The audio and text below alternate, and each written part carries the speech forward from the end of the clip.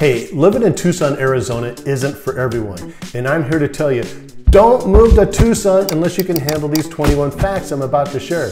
You see, Darci and I moved down here from Seattle about 18 years ago, and we've learned an awful lot about living in the old Pueblo. And so I've got a list of 21 things I'm getting ready to share with you. I mean, we're talking everything from jobs to rodeo to is there a water shortage to the air quality. And I ain't sugarcoating anything. And your job is to see if you can handle any of these things, and we're getting after it right now.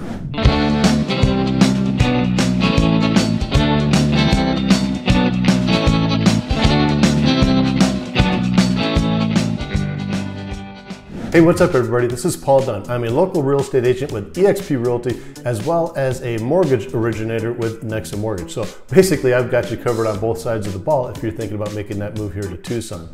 Now, if this is your first time to the channel and you want to know everything there is to know about living in the old Pueblo, that is Tucson, then go ahead and click that subscribe button, tap that little bell, and you'll be among the first to be notified every time we drop a brand new video. Now, Darci and I get calls every single day from folks who are doing a little bit of research and thinking about making that move here to Tucson, and we absolutely love it. So if Tucson's on your list, go ahead and shoot me off a text, send me a DM, or even give us a call, and we'd be glad to help you out because we got your back when making that move to Tucson. Now, let's dig into those 21 things that you gots to know. All right, folks, let's tackle the elephant in the desert. Number one is the intense heat. While it's true that our early summers can give the sun a run for its money, with the temperatures tipping over 110 periodically, you gotta remember it's a dry heat. Think of it like stepping into a giant hairdryer as opposed to a hot, sweaty sauna. And really, you might feel cooler here in Tucson at 100 degrees than you might someplace that's humid and maybe 10 to 20 degrees cooler, where even after you go check the mail, you feel like you gotta go take a shower. And something to think about is you might wanna think about becoming a morning person for your outdoor activities. And those windshield shades for the car, they're not just an accessory here, they're a survival tool. Now here in Tucson, we may live life on the hot side, but just think, who needs hot yoga when you've got the summertime in Tucson? All right, so let's talk about a few things you might find interesting about Tucson's calendar. And we're gonna start by taking that school calendar and flipping it around a little bit. You see, school here starts in early August and goes all the way through the end of May. And by the time it gets really hot, the kids are out of school. So if you're moving here with kiddos and you have to do that back to school shopping, you're gonna swap September shopping for late July. And there's more. Tucson's got this little thing called the rodeo break at the end of February. And what happens is the kiddos get 2 days off from school to go celebrate the rodeo.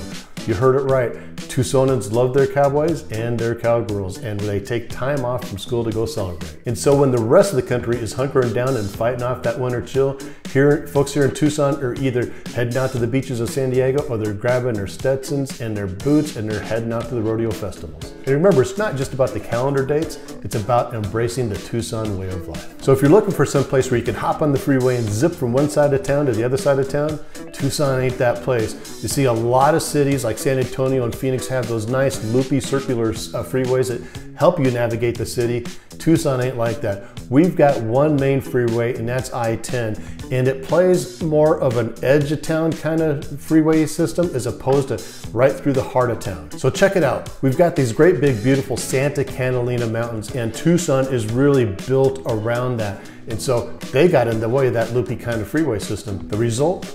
A little bit more time on the road for our folks that live on the east side. And on top of that, I-10 is constantly under construction where they're widening the lanes, adding lanes, and so what happens is not only do you get a little bit more congestion, but some of the on-ramps and off-ramps are closed. And don't forget about our snowbirds who flock down here in those winter months and add to that congestion. And number four is the job scene. You see, we're not the tech giant like Silicon Valley or the financial hub like Wall Street, but we do have a very dynamic job scene that's been growing here over the recent years. Our tech sector has been growing really quickly, so if you're into code and software and technology, then this could be the right place for you. And education is really big here too, and the University of Arizona is one of the primary employers in Tucson. But don't worry if you're not into tech or education, because the Tucson job market is kind of like a desert ecosystem. We've got a lot of opportunity here ranging from healthcare to aerospace. So if you look in the right places, you're gonna find something. And recently, Tucson's been seeing an increase in higher paying jobs with companies like Caterpillar moving here. And number 5 is going to be healthcare. And I know you're probably thinking, how does a city nestled out there in the desert have such top-notch healthcare, right? Well, you see, Tucson's become somewhat of a hub for the life sciences and biomedical research and innovation. And because of that, we've been able to attract some world-class healthcare professionals, which has helped open up a thriving healthcare sector. You're gonna find some great hospitals like Banner, like Northwest Medical Center, and even the Oro Valley Hospital. Now, it's not all about fixing what's broken. Tucson likes to keep you running smoothly. And some of the things that you're gonna find here are gonna be some spas as well as some longevity centers as well. Now, Tucson seems to have somewhat of a holistic approach to health so that you can live your best life in our desert paradise. So if you're looking for great healthcare in a place that cares about wellness and longevity, then Tucson checks all those boxes. Okay, let's talk about Tucson's neighborhoods and housing. You see, back in the day, Darci's mom used to love to make those patchwork quilts, and I know that you've seen some of those, right? Tucson's neighborhoods are a lot like a patchwork quilt, with each neighborhood having its own unique style and its own unique personality. You've got everything from central downtown Tucson that's basically the old mixing with the new. So you've got the modern apartments mixing with some centuries old architecture, and all wrapped up in a blanket of good entertainment and excellent food. And then venture out a little bit further and you'll find everything from modern condominiums to historic homes. There's Armory Park with its Victorian style homes. There's Barrio Viejo with those adobe homes. And if you venture out a little bit more to Oro Valley and Miranda, you're gonna find a lot of that family-friendly kind of vibe. But it's not all about finding neighborhoods. It's about finding a place that fits your budget and your lifestyle. Whether you're a retiree looking for a quiet place to kick back or a young professional wanting someplace that's nice and hip, you're gonna be able to find it here in Tucson. So I gotta ask you, what's your little patch of Tucson look like? When moving to a city, the cost of living is usually on everybody's mind. Now, Tucson is somewhat of a buffet when it comes to that, and we've got something that'll fit pretty much everybody's budget. On one hand, Tucson's pretty wallet friendly, whether it comes to housing, healthcare, groceries, and utilities. But Tucson does have its gourmet areas where it's a little bit more costly to live, such as the Catalina foothills and Oro Valley. They're a little bit pricier areas, but you're paying for prime location, views, and beautiful homes. Now remember, the cost of living here in Tucson isn't one size fits all. So before you pack your bags and head on over here to the old Pueblo, make sure you give us a call so that we can help you determine what part of town is the best for you and what types of property will fit your budget the best. So let's talk about water in the desert. A viewer recently left one of these comments on one of my videos that read like this: "People, why would you want to buy a house in a state that will run out of water and electricity? Guess those realtors just want to make a big commish." While that did crack me up, it's a fair question to ask, and we really need to dispel any myths there might be. Yes, Tucson is in the desert, but is there a water shortage? Will Tucson run out of water anytime soon? Well, the answer is no. You see, Tucson's water conservation efforts are really a testament to human ingenuity. And I gotta share with you that one of our clients works for Tucson Water, and he shared with us and showed us that Tucson has a 150-year supply of water. If we stopped conserving water right now, stopped finding more water, we'd have a century and a half of water left to use. So check this out. The per capita use of water has been dropping every single year since the 1970s. And in fact, we've been stockpiling an extra 6 months of reserves every single year for the last decade. So to our concerned viewer, we're not just about selling houses, we're about building sustainable communities. And Tucson is just not adapting to the desert, it's building a thriving water conservation. So let's shift gears just a little bit and talk about the vibrant Tucson festival scene. You see, Tucson's not just about sunsets and saguaros. You gotta kick off the boots once in a while and have a good time, right? And who doesn't like to have a good time? You see, Tucson's kind of like a year-round festival city that's driven by the cultures that came around and created. And we're not talking about your typical kind of festivals. We're talking about cultural experiences you won't find anyplace else.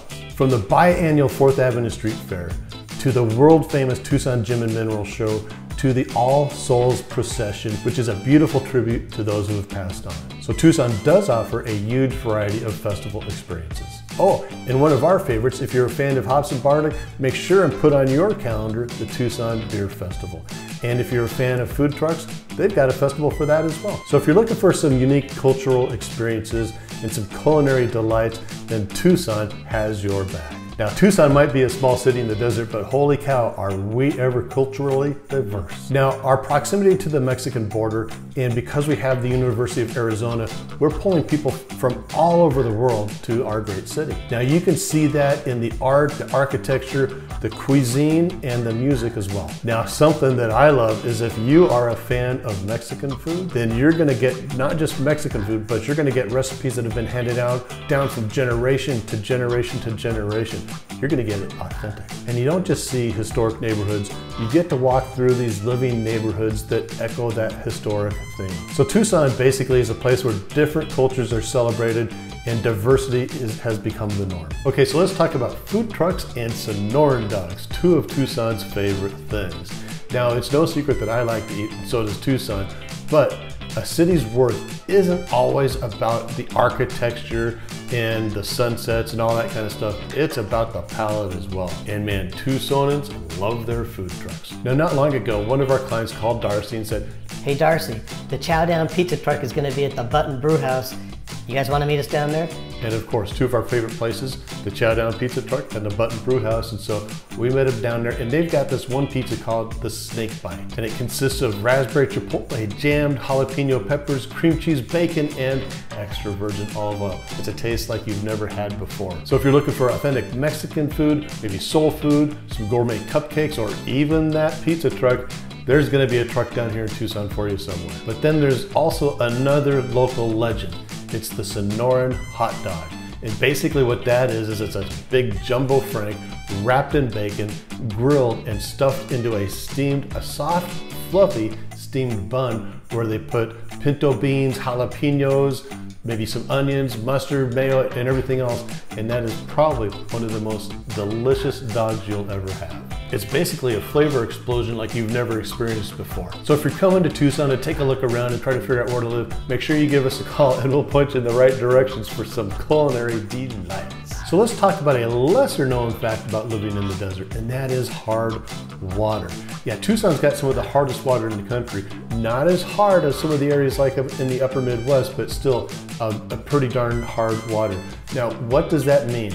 Basically, it's a fancy way of saying we've got a lot of minerals in the water. You've got lots of calcium and maybe a lot of magnesium as well. So good for you, not so good for the appliances, the pipes, or maybe the faucets at your home, right? Because that leads to that white buildup. So when you're buying here in Tucson, make sure and take a look at the faucets of those homes. If you've got a swimming pool, look around the edges, see if it's got a lot of white buildup or whatever. And that is one way that you can tell if a house has particularly very, very hard water. And then have that discussion with your realtor about, hey, where do I go to find a water softener? All right, so let's talk about our little friends who share the desert with us. And by little friends, I'm talking about like bugs and critters and yes, even snakes out there, right? You see, the Sonoran Desert is an amazingly lush environment, and it's home to a vast array of bugs and wildlife. I mean, you've got the tarantulas that are the size of my hand, you've got the desert tortoise, you've got javelinas, you've got jackrabbits, deer, and more that call the Sonoran Desert home. And then you've got snakes, you got all sorts of snakes. The red racer, you got the king snake, which is an awesome snake, and you've got the rattler, which everybody gets freaked out about. So the trick to living in the desert is to always know your environment, and if you do have dogs, get those dogs rattlesnake trained, because that way they can sense if the rattlesnake is around to protect you and to protect them as well. So let's get out of the city and go find some trails. So Tucson is surrounded by 5 mountain ranges. And because of that, we've got a great network of hiking trails out there. Hundreds and hundreds of miles of trails that are good for both hiking and for biking. Now, 2 local favorites would be the Sabino Canyon Recreation Area as well as the Ventana Canyon Trail. And both of those are gonna have some spectacular views. If you end up hiking on the northwest side of town, chances are you may even run into some wild horses. Now for bikers, there's something called the Loop, and it's basically a 100-mile paved trail all the way around Tucson. And that's just the tip of the saguaro, so to say, because there are trails for every level of hiker or biker around Tucson. Okay, so let's talk about the roads. That intense summer heat can have a real big impact on the roads and cause lots of cracks and some that deteriorate into potholes, and some become some pretty serious potholes, right? Now, as a result, we're seeing continuous road construction as the city hustles to maintain and keep up with the growth. And you're also going to find a pretty good mix of roads, from those that are perfectly maintained to those that are kind of developed with a little bit of character, if you know what I mean, to the dirt road that'll take you right to the heart of desert living. And we're also seeing continuous development of the road infrastructure as the city continues to grow at a rapid pace. Now, roads in Tucson are kind of like what Forrest Gump said, they're like a box of chocolates. You just don't know what you're gonna get. But it's all part of the adventure of desert living. All right, so let's hit the books and talk about Tucson's higher education scene. So the University of Arizona is a huge part of Tucson's identity. It's not just a place to get a great education, but it's kind of a hub for research and innovation as well. And I gotta tell you, people in Tucson love their Wildcat basketball, baseball, and football. And you're also gonna find Pima Community College with a range of classes for all ages. So if you like the feel of a college town and the college vibe is your kind of thing, then Tucson definitely has you covered. Now let's talk about something that can be a real sneeze for new Tucson residents, and that's allergies. Sorry folks, I couldn't help myself on that one. You see, the Sonoran Desert has a lot of really unique plants and they're beautiful to look at, but man, during allergy season, they can be a little challenging at times. Now the two main culprits are going to be that Palo Verde and the mesquite tree. And when they start to bloom in the spring, and if a warm breeze hits, man, that pollen is everywhere. And I gotta tell you, when we first moved down here from Seattle 18 years ago, I didn't expect the allergies to be as bad as they were for me. And so my first couple allergy seasons here in Tucson, I looked like I was in a fight with Rocky, and it wasn't pretty. But oddly enough, after a few years, they calmed down for me. And something that's really important to know is that the allergy season here in Tucson is shorter than it is in the rest of the country. And also, rumor has it, if you add raw local honey to your diet, you might be able to put those allergies completely at bay. So let's talk about a post-move scenario. Let's say that you've moved into your home, you absolutely love it, but you don't like the flooring so much, or maybe you want to put a couple extra cans up there in the living room. So you're going to need to hire a contractor, right? A professional contractor. But here's the scoop. Tucson is full of contractors that will promise you the world, but when it comes to delivery, they just can't do it. And it's not that they're bad folks. Usually it's just a case that they bit off a little bit more than they can chew. And that's why it's important to get good recommendations for the contractors when you do need them. So where do you get those recommendations? Ask your new neighbors or ask your real estate agent. In fact, use us as a resource. We have great connections throughout the area. And if we don't have the contact that you need, we have the resources to find them for you. Let's talk about something that might be on the radar for some of our more seasoned viewers, and that would be the retirement communities. You see, Tucson has become somewhat of a retirement hub, and for good reason. Number one, I believe it's because of the climate. Although our summers can get incredibly hot, the winters tend to be like a retiree's kind of dream, you know what I mean? You don't have to shovel snow, you don't have to bundle up from the cold, you just get to enjoy the beautiful weather and scenery. Now, Tucson's more than just a great climate. There are 55 plus communities throughout the area. So if you're looking for a community that's got golf and maybe pickleball, or something that focuses more on arts and crafts, there's a community down here for you. So some of the more popular communities would be Saddlebrook, Sun City Vistoso up there in Oro Valley, and even down in Green Valley, there's an awful lot going on down that way. The bottom line is if you're looking for a retirement community, you have a wealth of options in and around Tucson. So let's take a pause and talk about, is Tucson pet friendly, right? Sorry about that, another bad joke here. But if you are a pet parent, one of the things that you want to know is Tucson pet friendly?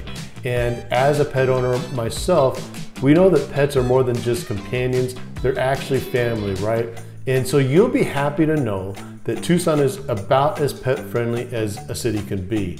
We've got lots of trails, lots of parks, lots of areas where you can take your pets and get some fresh air and get some exercise as well. Now, there's also a lot of restaurants and brew pubs that are pet friendly as well, so you can bring your pets in and go have a meal or have a beer with your dog. Most of those that I've seen are outside dining. However, there are some websites that you can go to that will list those pet-friendly restaurants and brew pubs. And Tucson also hosts some pet events such as the annual Woofstock Festival. Let's talk about the air quality here in Tucson.